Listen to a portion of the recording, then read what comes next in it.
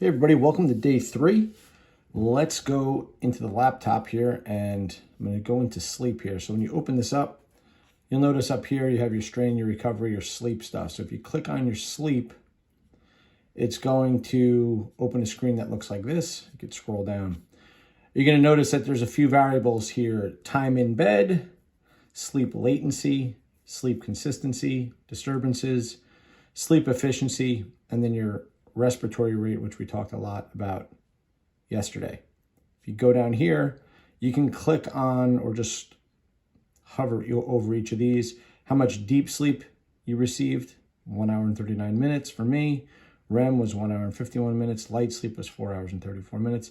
And how much I was awake. Notice if I go over deep sleep, you can see where my deep sleep was in terms of times.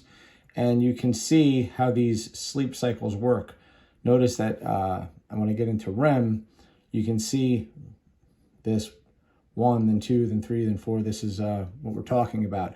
Now, if you evaluate over time where you're getting your REM sleep, you can see where your sleep cycles break out. This is actually not really consistent for me, how it normally looks. But if you look at the light sleep, there's my light sleep. And just in general, sort of once you get enough sleep, you'll notice that toward the end of the night, most of your sleep will be lighter sleep. Now, what should you aim for? Close to 2 hours of deep sleep, close to 2 hours of REM sleep is good. You want to make sure that you're getting at least 5 of those sleep cycles. So those sleep cycles can be hard to see, but if you go into deep sleep, you can see it here. If you go into REM sleep, you can see it here. Again, my stuff is not usually that condensed. Maybe I'll go into a different day in a second and show you guys the difference. But right here, guys, your respiratory rate, this is what I was talking about yesterday. It will tell you what you average over time. Again, honestly, somewhere around 14 respirations per minute is good. 14 or lower. That is just breathing efficiency.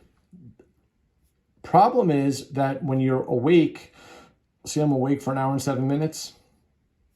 So if you're up and going to the bathroom and doing stuff, right, so you can even see my heart rate is kind of high here. If you're doing stuff, that's going to raise your respiration rate. So it's not a true average of what your breathing respiratory rate is, but it gives you an idea. So if you're always doing the same thing every night, the average is real, right? Meaning, if you look at my sleep stuff over time, I'm always awake for between an hour and an hour and a half at some point in the night. That's why my time in bed is usually 9 hours, because in order for me to get 7.5 to 8 hours, I need to allow myself that much time. It's also why, when available, I try to take a nap during the day, especially during training days. So I try to allot myself the ability to nap. Now, some of you, that's not a realistic thing. I'm just letting you know I take advantage of what I can do. And if I can do it, I do it, because my health and my body matter to me.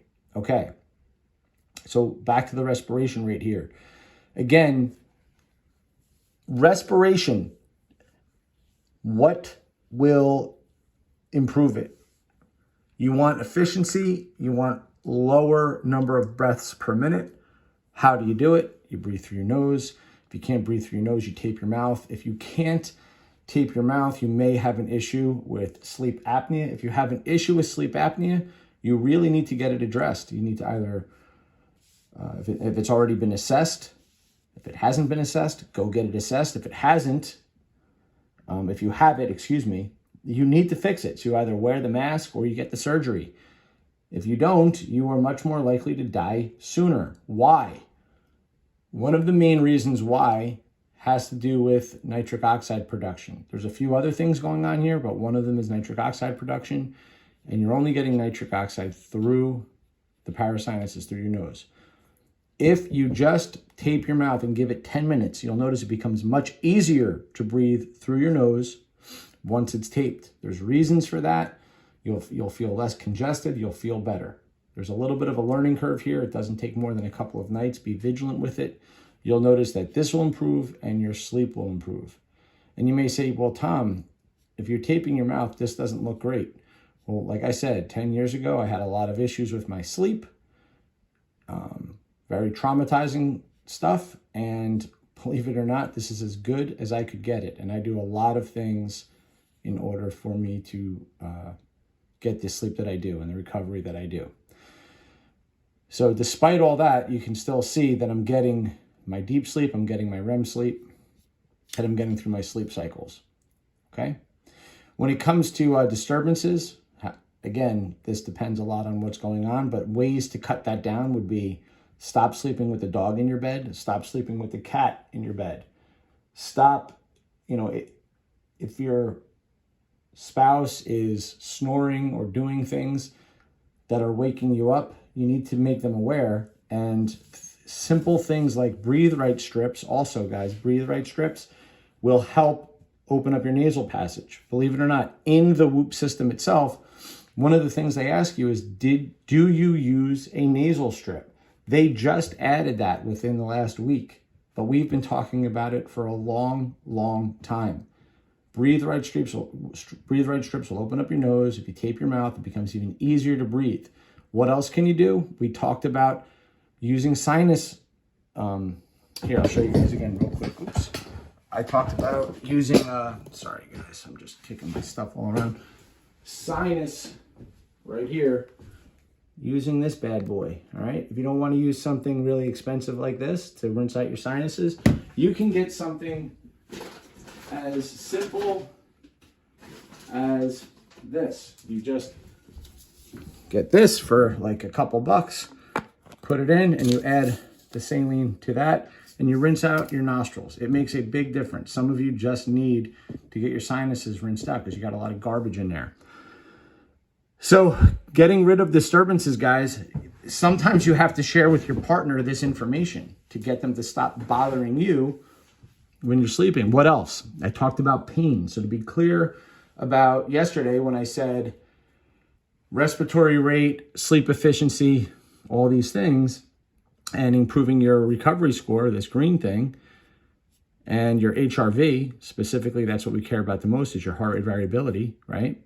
Is we need to understand, so if we go into recovery here, that's where HRV is right there. If we want this thing to improve, pain, the reason why pain is an issue is, yes, you are upregulating a lot of hormones in your body that cause problems, specifically cortisol. Cortisol is, people think of this thing as the enemy. Cortisol is the strongest anti-inflammatory your body makes. It's there for a reason, okay? But too much cortisol antagonizes other hormones, including testosterone. But guys, I promise you that if you're in a lot of pain, I don't have to tell you, that's going to wake you up at night. Ow, my shoulder hurts. Ow, my back hurts. How do you mitigate that? Well, one way is, and I talk a lot about this to people that have shoulder pain, is, for example, if you have shoulder pain, you lay on the other shoulder. You hug a pillow so that your arm's not over your head. The external rotation of your arm over your head will hurt your shoulder, guys. So you sleep on the other shoulder, you hug a pillow to keep the body, to keep the shoulder in front of your body and internally rotated. Well, what happens if it's in my hips? You sleep with a pillow between your legs. Okay, they make all kinds of pillows that you can put between your legs in order to keep the pelvis neutral. Well, what if my calf hurts? What if I get plantar fasciitis or I get cramping in my lower legs? Again, they make special socks that keep your feet in dorsiflexion. Guys, there are ways to fix almost everything. But you know what most people do? They don't ask, they don't find out the information, and then they don't apply it. It's up to you guys to ask questions. It's up to you guys to tell me the problem, and it's up to me to solve it for you. But if we're going to improve these things, like you want a high heart rate variability, just like that, 76. You want your resting heart rate to be as low as 45. That's my average resting heart rate, 45. You want these, and guys, listen, this is coming from somebody that has a lot of trouble sleeping, and I can still get great scores because I do all of the other things well. That's the key, okay? All right, guys. Promise to keep these videos to 10 minutes. That's 10 minutes. And please ask questions. Start asking questions, and I will put out a Q&A on Friday. Have a good day, everybody.